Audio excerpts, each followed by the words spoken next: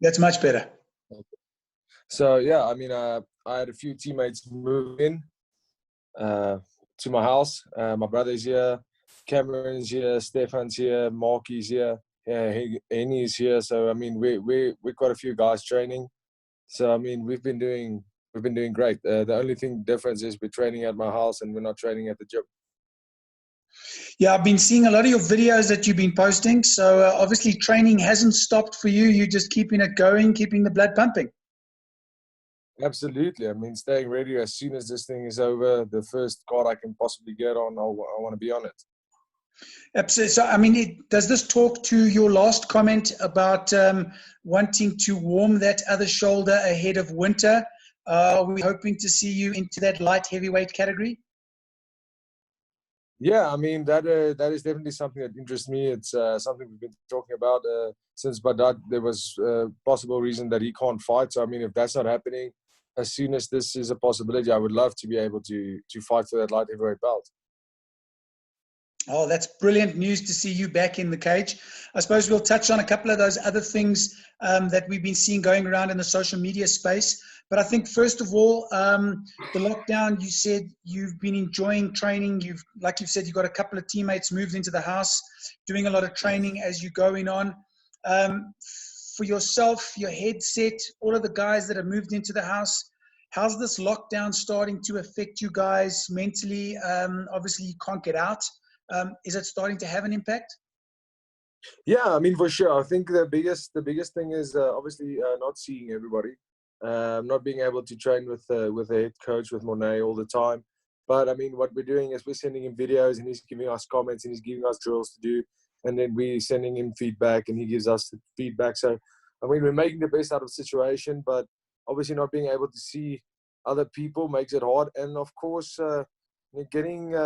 it's getting time. Like, everybody wants to fight. Everybody's, I mean, especially me and Cameron, we are in shape to fight ASAP, and we have been for a while.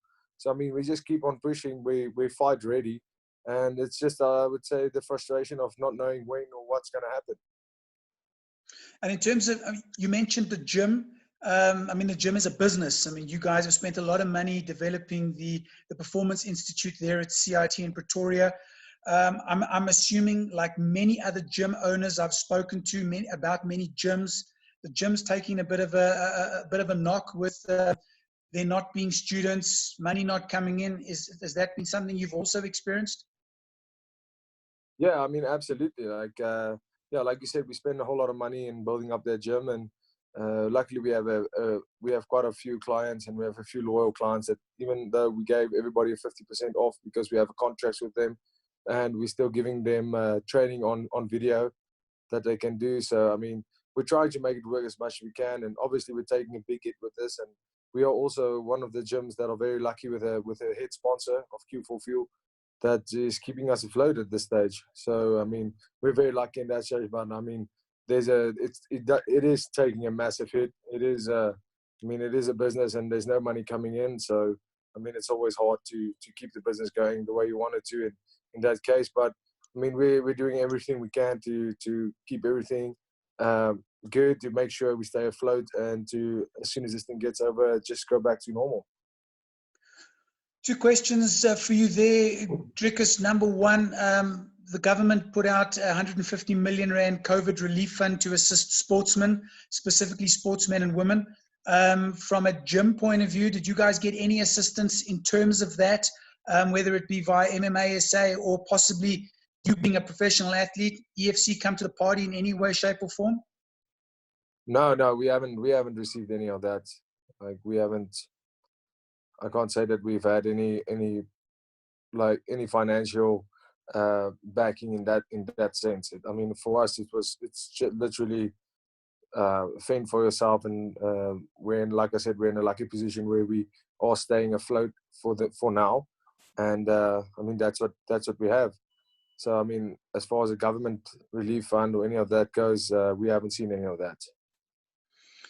Yeah, sad times. I mean, I've just been speaking to so many gym owners about so many gyms, and it just seems as though if nothing major happens by the end of this month, and yes, we got some possibly positive news from our president last night, but a lot of gyms are going to close down by the end of May. 100%. I mean, keeping a gym open, if you have rent, if you have all that stuff, it's expensive. Because especially depending on your location, you have rent. If you don't have anything coming in, you can't make rent. It's tough. It's tough, and I mean, it's the thing is with the gym, the way I experienced it, it's a constant growth, and it's something that you have to invest in. You keep on investing back into it, not really taking anything for a very long time out of it, just investing back into it to get it as good as you possibly can. And all that investment at this stage can't pay off because, I mean, we've put in everything and we have to keep on putting in, and there's nothing coming out. Dricus, to move to maybe some a little bit more positive news, if I could call it that. UFC hosted their second event last night. Second one, I think, is in 4 or 5 days. Your first thoughts about UFC putting together events in the middle of a global pandemic? Well, I mean, a lot of people have been giving them a whole lot of flack about it. And to be honest, like the way I see it, they are doing everything they can. And they are really, there's so many athletes that, like we said, with the COVID, there's definitely a health risk. Always is a health risk. But I mean, there's so many other risks that people need. People need to get paid. People need to fight. That's a big thing. And I think the UFC is, the way they approach this whole thing, they are super professional about it, and they're making. I mean, watching that live shows, I haven't missed one. It's absolutely amazing. That's like so positive for us, sitting at home and not knowing what's going on in the world, to see a live sporting event and in such a controlled manner. That's it's amazing to see how good they're approaching this whole thing. Talking about UFC, social media posts over the last week or so, talking about your relationship with KSW, potentially also opportunities for you at the UFC. Can you shed a little bit more light on that? News breaking that it seems as though KSW are holding you back from taking your career to the next level. Yes, I mean, so what happened is I got a few great offers from PFL. I got offers from UFC. We got some great offers. And so this all happened while I was in the States in February. And it was, I mean, when we spoke with KSW, I was like, well, listen, I have 2 more fights left on my contract. There's no events happening. Is there any way, like, because they did it with David Zavada, he got a contract and they released him early. He's from UFD Gym. They did it with Abus Magmerov. He got a release to go fight PFL. So, I mean, it wasn't a sour relationship or anything. It was literally just, and like I said, my relationship with KSW has always been great. The money's great. Everything is great about the promotion. It's just, for me, a next step in my career, and that's where I see my career heading. Being a champion in the UFC, that's my goal. It always has been, and it's the next step for me. And right now, what's happening is they're refusing to let me go. And before I get that release papers, I can't sign any other contract. So, I mean, for them holding me back, it really doesn't make any sense, because in the same breath, they would say, right now, just because of the sour relationship, they would say, like, they don't see any place for me in the middleweight division, which is absolutely ridiculous. But, I mean, if there's no place for me, that's great. Then just release me. Then what's the problem? What are we waiting for? Why are we waiting until the end of October, November, so I can, continue with my career? So, I mean, what's happening now is they're literally holding me up until then. I'm not fighting for them. I can fight UFC. I can fight anywhere in the world. It's not an exclusive contract, but to fight in the UFC, you can't be contracted to any organization. So it's basically just holding me back from signing that big contract. So obviously, from the sounds of that, UFC is the next move for you because of that exclusivity clause that they want from their side. You're obviously looking to fight at EFC the minute South Africa comes out of lockdown. Not great news at all for what KSW is doing to you. Sorry, I lost the signal a little bit there. Can you repeat that? As I was saying, from a UFC point of view, they obviously want you exclusive. So from that perspective, you can't sign anywhere else. You obviously can continue to fight at EFC, which is, I'm assuming, why you're wanting to get back into the cage the minute the lockdown breaks. Yes, exactly. So I don't want to be sitting on the sidelines for a year. I've had 2 fights back-to-back, October and in December, and I didn't have any injuries. I had a hand injury after the fight in December that I had to take care of. That's hence why I couldn't fight on the card in April in KSW because I had to wait for my hand to heal. But it wasn't a serious injury. It wasn't too bad. I'm fit. I'm healthy. I wanna be fighting. That's this whole COVID thing kind of threw a spanner in the mix. I was planning on doing 3 or 4 fights this year, and right now I'll be lucky if I get one. Yeah, I'm fighting for KSW is not an option for me right now. Obviously because of the relationship. But yeah, hopefully if this happens in time, if the lockdown gets if we can get out of this lockdown in time before my KSW contract ends, I would love to fight for the UFC.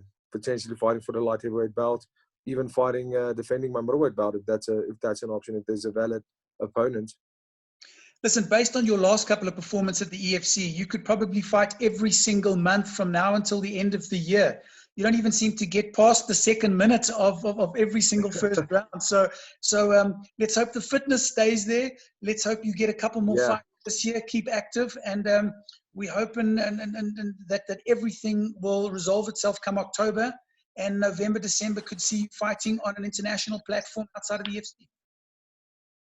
That would be amazing. That's the big game plan. That's the dream. That's what I've been working for my whole career. And I mean, that's like you said it there. Let's hope this thing gets sorted out so I can get a fight or two. And if not here in the UFC, fighting in the UFC, that's obviously my dream. That's something I've been working towards. So if that's going to be my first fight of the lockdown, that's great. If not, fighting in the UFC before that will be amazing. One quick question around the UFC. A lot of comments from athletes that I've spoken to, people that are sort of very close to the UFC. I mean, we look at a lot of South African, or let's call it African athletes involved in the UFC, and I'm not talking about the champions. We look at Dolce, we look at Don Madge. Now, Dolce's had, 2 fights in the UFC. Madge has had 2 fights in the UFC. But it seems as though Don Madge is not getting as regular an appearance at the UFC. Could that be something to do with South Africa being so far away, UFC wanting a lot of guys to sort of pick up late or last minute fights? Does our location as a South African, your location as a South African athlete, potentially hinder your constant activity at a organization like the UFC?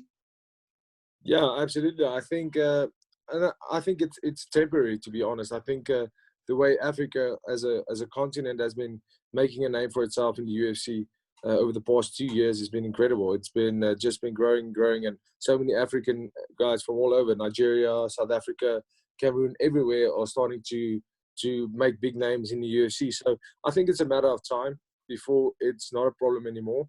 But I do think, especially because of how new MMA is in Africa, they are kind of still wary of how good are guys in Africa, and that's why guys are getting short notice fights. And I believe it's all about, it's very tough out there in the UFC. It's brilliant fights, but if you perform great, if you put on a great fight, they will use you. And if you perform average, they are gonna think twice before letting you perform. So I think as long as you put on performances, they'll use you. But like you said, it's definitely can be a problem of getting fights regularly in the UFC, most definitely.